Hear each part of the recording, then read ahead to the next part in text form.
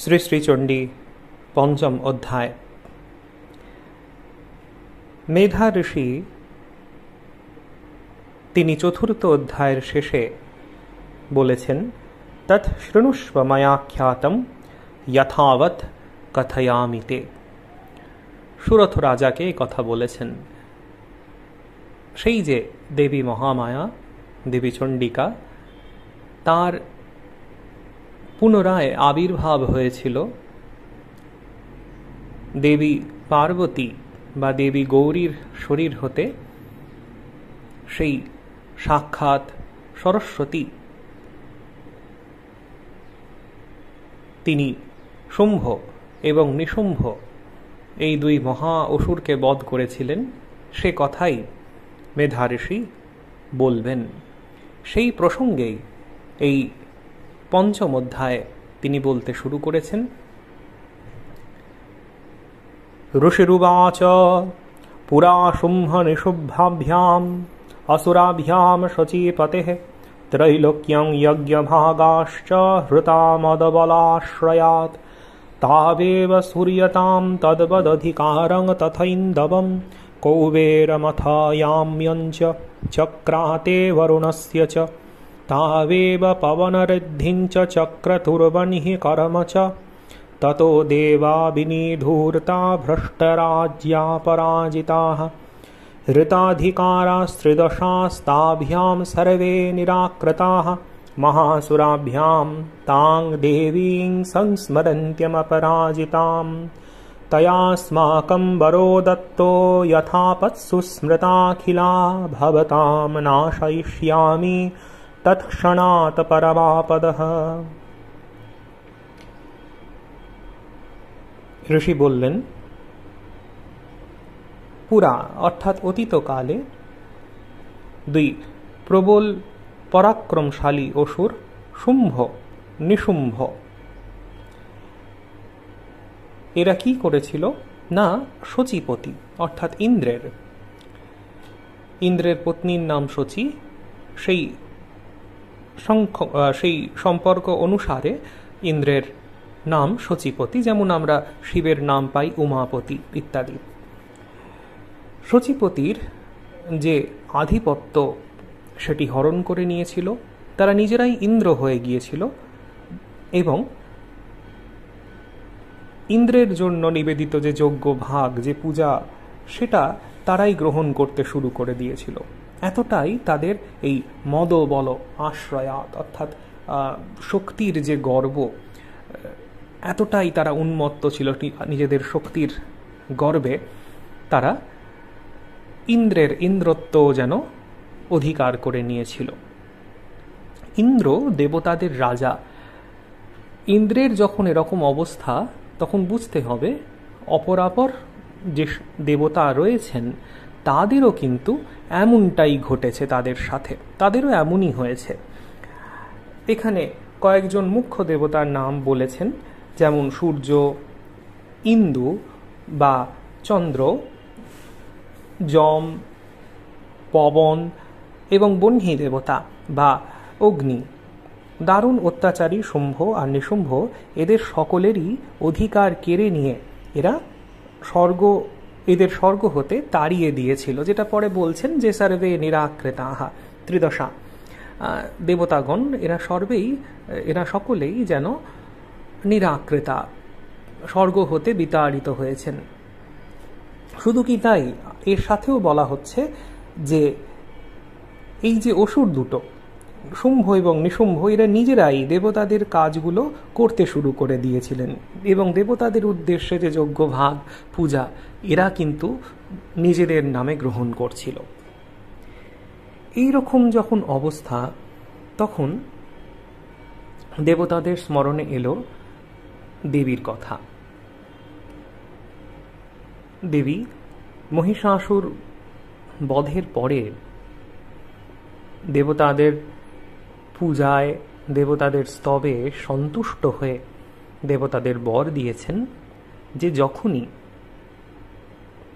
দেবতাদের এবং জগতের বিপদ উপস্থিত হবে, তখনই তাকে ভক্তি বিনম্র চিত্তে স্মরণ করলে তিনি সমস্ত আপদ তৎক্ষণাৎ নাশ করবেন, সেই মুহূর্তেই সকল আপদ বিপদ তিনি দূর করে দেবেন।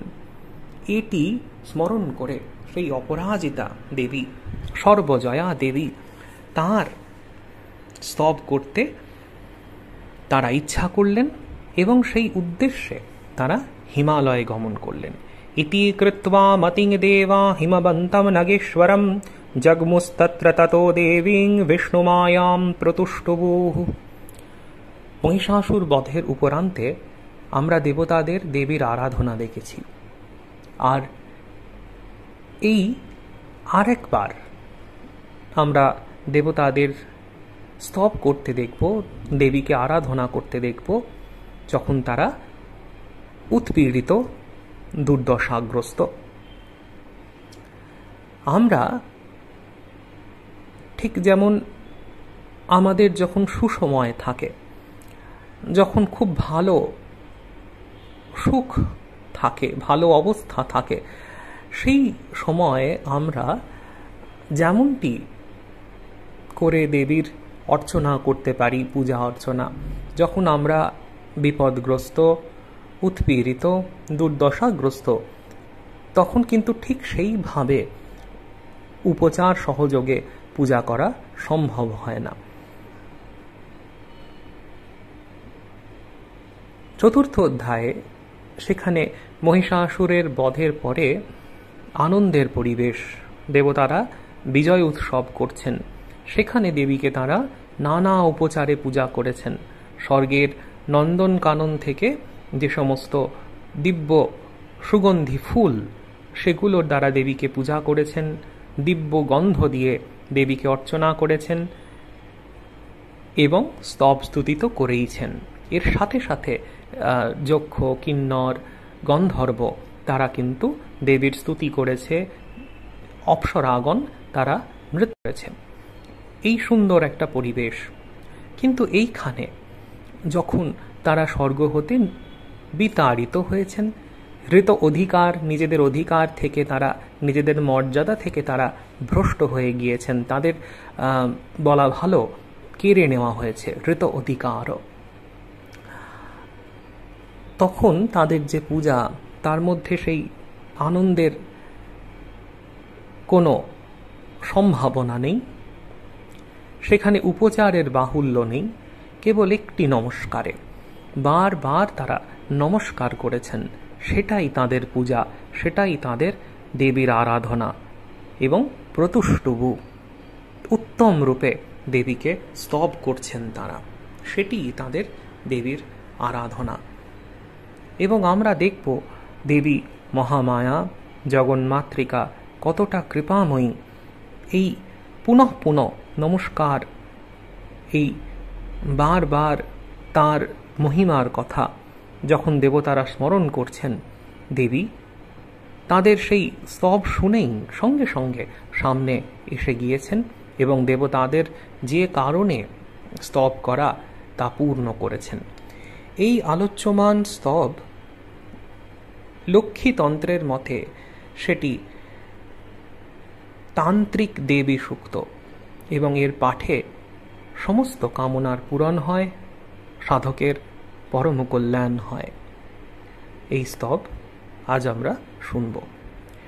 দেবাউচুঃ নমো দেব্यै মহাদেব্यै শিবাयै সততং নমঃ। নমঃ প্রকৃত্यै ভদ্রাयै নিয়তঃ প্রণতাস্মতাম। রৌদ্রাयै নমো নিত্যাयै গৌর্यै ধাত্रै নমো নমঃ। জ্যোৎস্নাयै চন্দুরূপিण्यै সুখাयै সততং নমঃ। कल्याण्यै प्रणतावृद्ध्यै सिद्ध्यै कुर्मो नमो नमः। नैऋत्यै भूभृताङ्गलक्ष्मै सर्वाण्यै ते नमो नमः। दुर्गायै दुर्गपारायै सारायै सर्वकारिण्यै ख्यात्यै तथैव कृष्णायै धूम्रायै सततं नमः।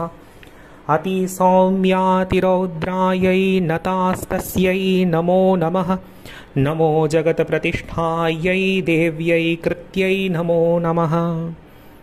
या देवी सर्वभूतेषु विष्णुमायेति शब्दिता नमस्तस्यै नमस्तस्यै नमस्तस्यै नमो नमः।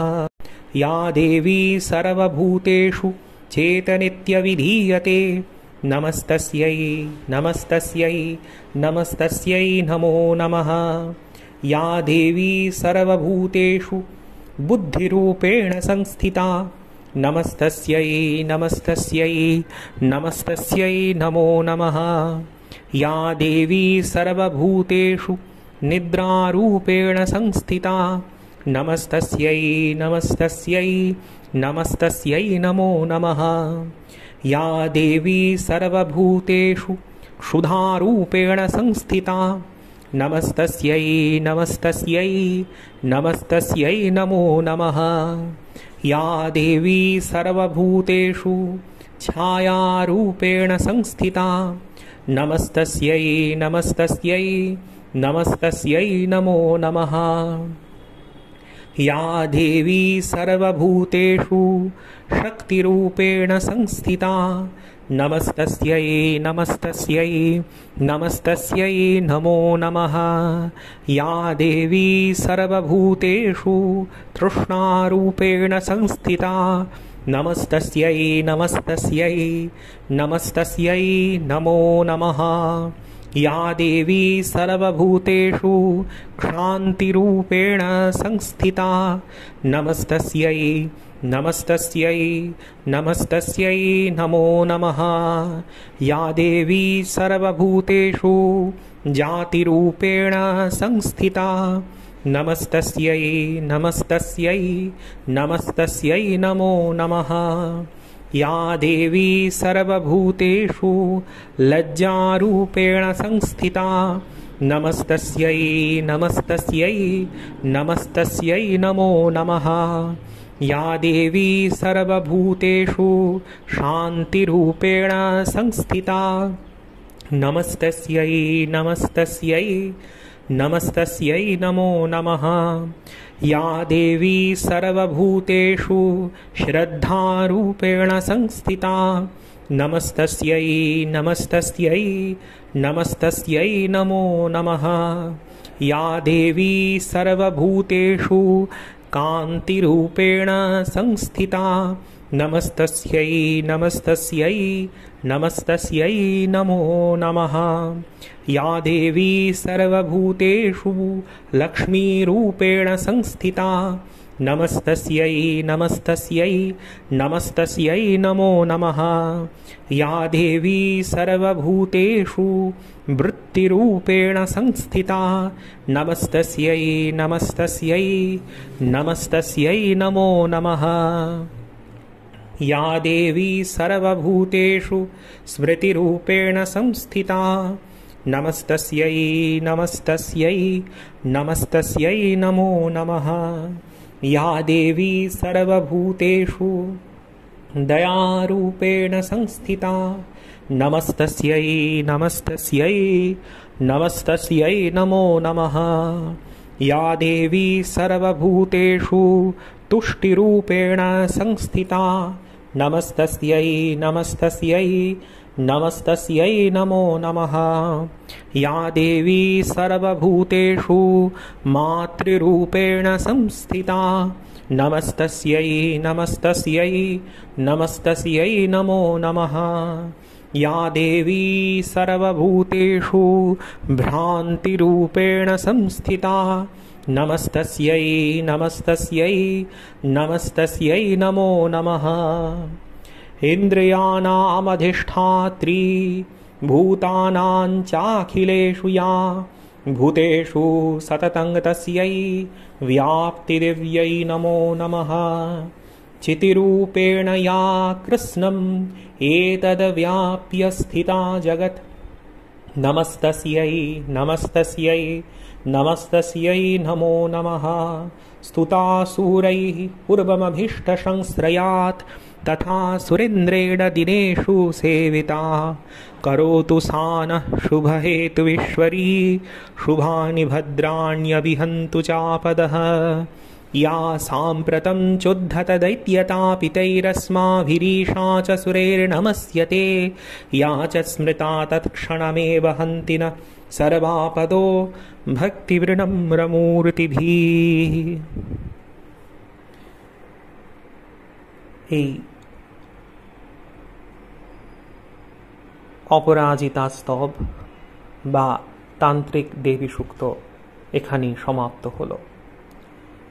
এই স্তবে আমরা দেবীকে দুর্গা রূপে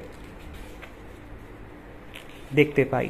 দেবতারা তার স্তুতি করছেন, বলছেন দুর্গাयै দুর্গপারাयै, দুর্গা যিনি দূরধিগম্যা, অর্থাৎ সাধারণের পক্ষে তিনি যেন অত্যন্ত দূরে, অত্যন্ত যেন দুঃখের মাধ্যমে, অত্যন্ত তপস্যার মাধ্যমে তিনি গম্যা হন, তাকে জানা যায়। এবং পাশাপাশি তার মহিমা বলতে গিয়ে তিনি বলছেন তিনি দুর্গপারা, যদিও তিনি অগম্যা, বুদ্ধি যেন ওপারে, তিনি তার শক্তিতেই বুদ্ধি প্রকাশিত হচ্ছে, সেই তিনি কৃপা করে আবার দুর্গপারা, যাবতীয় বিঘ্ন বিপদ রাশি তা থেকে সাধকগণকে, ভক্তগণকে কৃপা করে উত্তীর্ণ করেন। পুনঃ পুনঃ দেবীকে প্রণাম করে তারা এই স্তব করেছেন। এবং আমরা ঠিক এর পরেই দেখি ঋষি বলছেন কৃপাময়ী দেবী তাদের সামনে আবির্ভূতা হয়েছেন।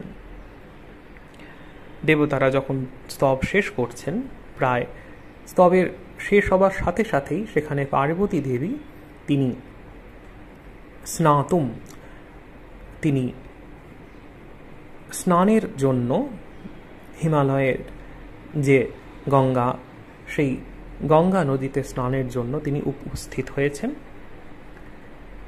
এবং তিনি দেবতাদের এই স্তব যেন শুনেছেন, শুনে বলছেন যে এক স্তব কার, এবং তখনই তার দেহ হতে অপর দেবী, দেবী অম্বিকা, দেবী কৌশিকী, তিনি নির্গত হচ্ছেন, তার আবির্ভাব হচ্ছে এবং তিনি আবির্ভূতা হয়ে বলছেন, আত্মপরিচয় দান করছেন। পার্বতী দেবী যে প্রশ্ন করেছেন যে এই স্তব কার উদ্দেশ্যে দেবতারা করছেন, তখন দেবী পার্বতীর শরীর থেকে দেবী অম্বিকা তিনি নির্গতা হয়ে তিনি বলছেন যে এই স্তব আমারই উদ্দেশ্যে দেবতারা করছেন, শুম্ভ এবং নিশুম্ভ দুই মহাদুষ্ট অসুরকে সংহারের জন্য। এ যেন প্রকারান্তরে তিনি যেন অঙ্গীকার করছেন যে আমি অবশ্যই দেবতাদের প্রার্থনা পূরণ করব এবং তাদের যে বিঘ্ন, যে বিপদ উপস্থিত হয়েছে